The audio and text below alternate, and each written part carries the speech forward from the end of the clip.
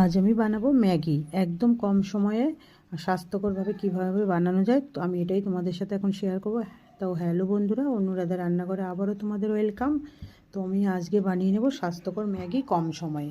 আমার হাজব্যান্ডের একটা নেমন্তন্ন বাড়ি ছিল, সকালবেলা বলছিল যে যাবে না, রাতে হঠাৎ ফোন করে বলে আমাকে যেতেই হবে, তুমি তোমার মতো কিছু বানিয়ে নাও।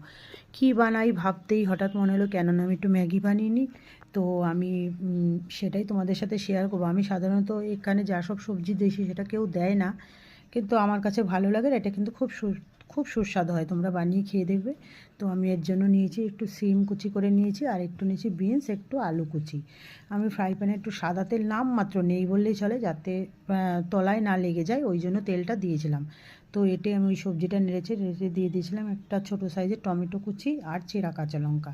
এগুলোকে আবার একটু নেড়ে ছেড়ে দিয়েছিলাম স্বাদ মতো নুন, একটু হলুদ গুঁড়ো, তারপরে দিয়ে দিয়েছিলাম জল, আর একটু নেড়ে